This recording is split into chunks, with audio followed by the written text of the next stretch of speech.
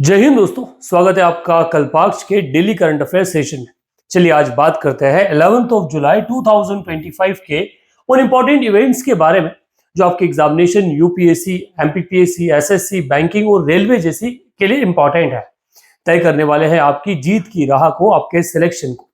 चलिए बिना देरी किए शुरू करते हैं, आगे बढ़ते हैं आज के पहले और महत्वपूर्ण करंट अफेयर के बारे में।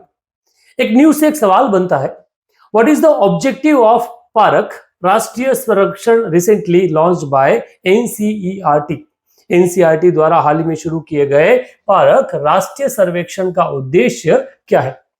ऑप्शन है to evaluate university level research output, विश्वविद्यालय स्तर के अनुसंधान परिणामों का मूल्यांकन करना, to assess foundational learning level of student class 3, 6 and 9, कक्षा 3, 6, 9 के छात्रों के आधारभूत सीखने के स्तर का आंकलन करना, to rank states based on literacy rate, साक्षरता दर के आधार पर राज्यों की रैंकिंग करना, और to provide online scholarship to meritorious students, मेधावी छात्रों को ऑनलाइन छात्रवृत्ति प्रदान करना। इनमें से किन कारणों के साथ, किस उद्देश्य के साथ में पारक राष्ट्रीय सर्वेक्षण जो है उसकी शुरुआत की गई? ये रिसेंटली लॉन्च किया गया एनसीईआरटी द्वारा to assess foundational learning level of the students in class 3, 6, 9, कक्षा 3, 6, 9 के जो छात्र हैं उनकी आधारभूत के जो सीखने का स्तर है उसको आंकलन करने के लिए इसकी शुरुआत की गई। अगर इस पारक के फुल फॉर्म को समझा जाए दोस्तों, ये है performance assessment review and analysis of knowledge for holistic development. कई बार इसके जो एब्रिविएशन है, इनके फुल फॉर्म भी एग्जामिनेशन में क्वेश्चन बनता है, तो वहीं से निकल कर आता है पारक का व्हाट क्या है? Performance assessment review analysis of knowledge for holistic development. किसके द्वारा शुरू किया गया? एनसीईआरटी द्वारा। किसके अधीन आती है एनसीईआरटी? मिनिस्ट्री ऑफ एजुकेशन के अधीन। क्यों किया गया? तो foundational learning level of class 3, 6, 9 को डिस्कस करने के लिए किया गया। अब एनसीईआरटी के बारे में बात की जाए तो एनसीईआरटी क्या है? National council of educational research and training, ठीक है, जिसका इसका फुल फॉर्म है क्या है? National council of educational research and training. कब स्टैब्लिश हुई है? In the year of 1961। Headquarter कहां पर है? न्यू दिल्ली में। और करंट मिनिस्ट्री किसके अधीन है? तो ministry of education, government of India.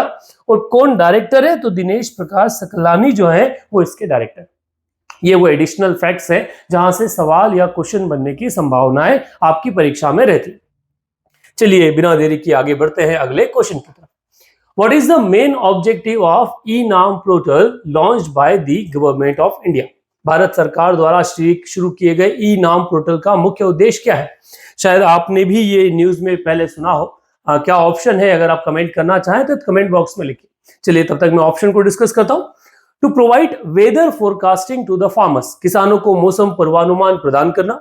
To facilitate online trading of agricultural commodities across mandis, कृषि उपज की ऑनलाइन खरीद बिक्री को मंडियों से सुगम बनाना।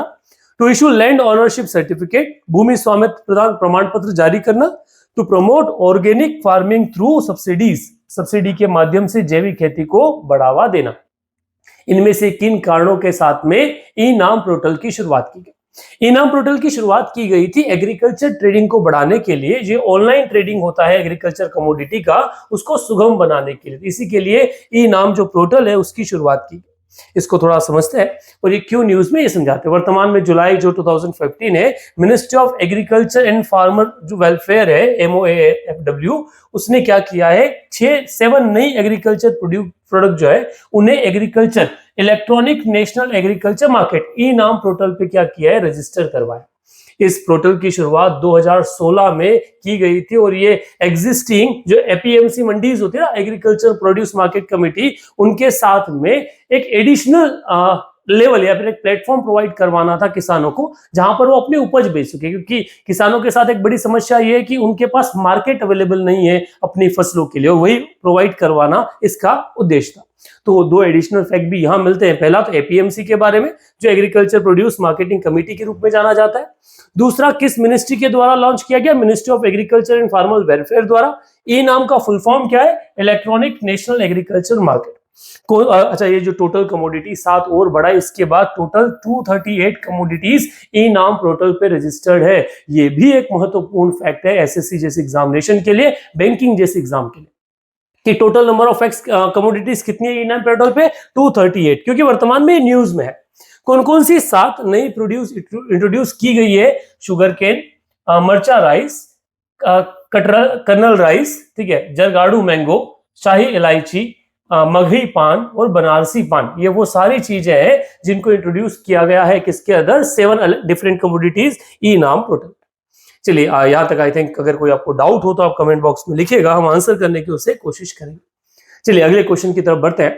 In July 2025, the Union Territory of Pondicherry signed an MOU with which platform to promote regional language translation and digital governance? Multilingual जो एक बहुभाषीय एरिया या अपनी भाषा को दूसरे एरिया में प्रोवाइड करने के लिए किसके साथ MOU जो साइन किया? तो क्वेश्चन को हिंदी में पढ़ेंगे। जुलाई 2025 में केंद्र शासित प्रदेश पुडुचेरी ने क्षेत्रीय भाषा अनुवाद और डिजिटल गवर्नेंस को बढ़ावा देने के लिए किस प्लेटफॉर्म के साथ समझौता ज्ञापन MOU पर हस्ताक्षर किए हैं? दीक्षा, भाषिणी, उमंग और MyGov. My government means my government, MyGov. इन सब में से अगर बात की जाए तो ये जो MOU है ये साइन हुआ है किसके साथ में? भाषिणी के साथ में। B is the correct option for question. कहां से ये न्यूज में आया इसको थोड़ा समझते हैं। सो जुलाई 2025 में पौंडीचेरी गवर्नमेंट जो है उसने भाषिणी, जो किसका प्लेटफॉर्म है? Ministry of electronics and IT जो है उसका प्लेटफॉर्म है, उसके साथ एक MOU साइन किया है किसके लिए? Integrated real time regional language translation service into digital governance, e-offices and citizen service.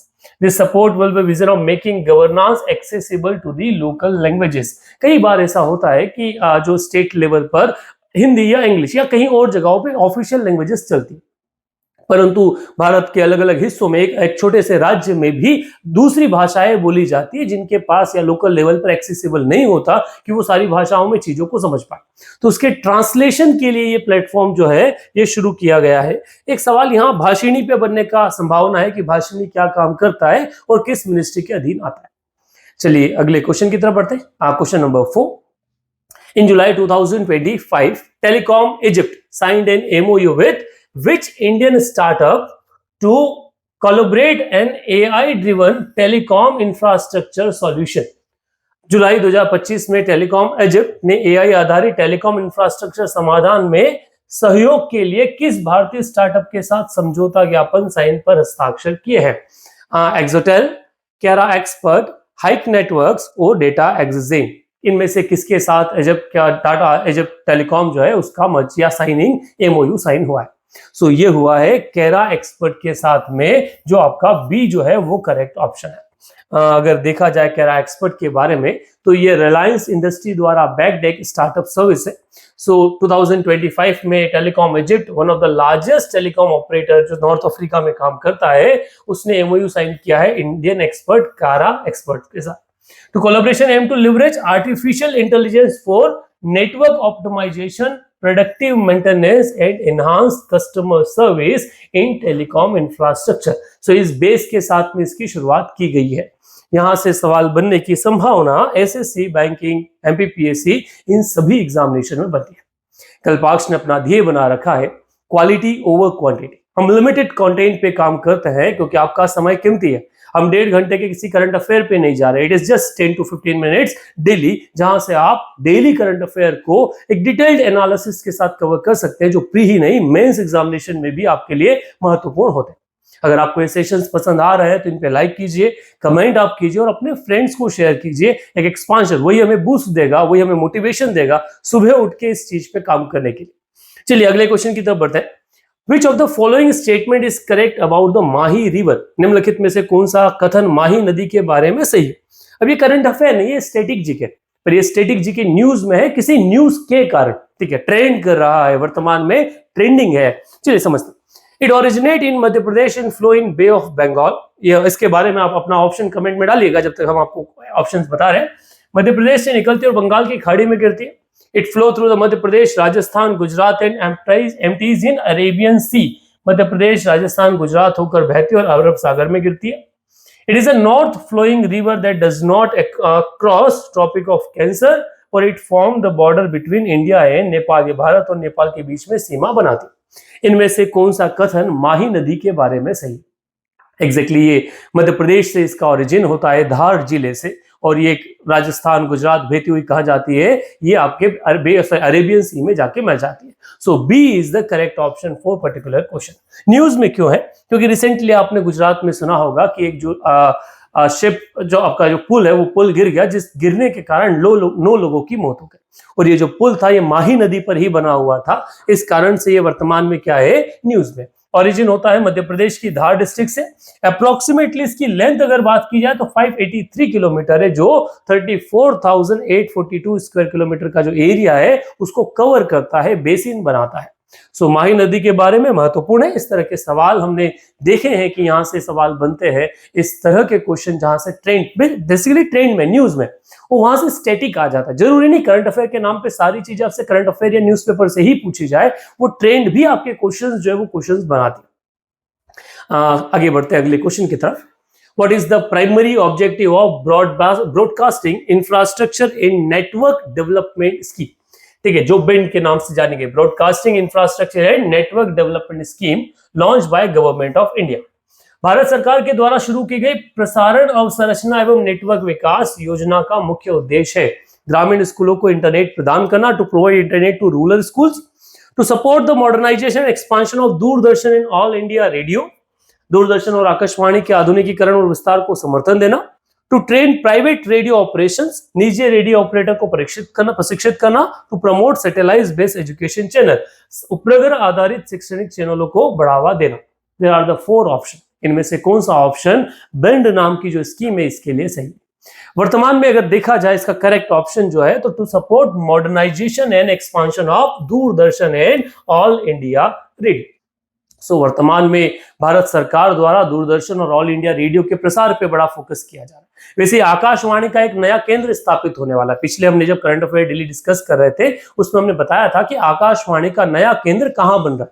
उससे अगर आपने वो सेशन देखे हैं तो आप उस पर कमेंट बॉक्स में आंसर जरूर लिखिएगा। अच्छा, इस वाली स्कीम का जो करेक्ट ऑप्शन है वो क्या है? बी। इसको थोड़ा एक्सपांड में देख लेते हैं। सो बेंड स्कीम और centrally sponsored scheme under ministry of information and broadcasting to aim to expand infrastructure of Prasar Bharati and especially Doordarshan All India Radio to improve public service broadcasting especially in remote and border areas। इसके लिए इसी bend scheme की शुरुआत की गई। चलिए आगे बढ़ते हैं अगले क्वेश्चन की तरफ। नयांगई, ठीक है, island of the coast of Sierra Leone is rapidly disappearing. Which of the following is not true about the current situation? उन्होंने एक फैक्ट क्लियर दे रखा है कि एक आइलैंड है जिसका नाम है नयांगई आइलैंड, जो कहां पर सिचुएटेड है? कोस्ट ऑफ सीरिया लियोन पर सिचुएटेड। क्या हो रहा है? रैपिडली डिसअपियर हो रहा है। उसके बारे में कौन सा विवरण जो है वो सही है? The island has shrunk from 700 metres to, अच्छा इसमें गलत पूछा गया है ना, रॉन्ग आंसर पूछा गया। So the island has shrunk from about 700 meters to approximately 90 meter in length over past decade। पिछले एक दशक में 700 मीटर से वो कहां पहुंच चुका है? सिर्फ 90 से 100 मीटर की उसमें ही दिखता है, बाकी सारा सबमर्ज हो गया है। सो ये पहला वाला स्टेटमेंट इस क्वेश्चन के लिए करेक्ट है।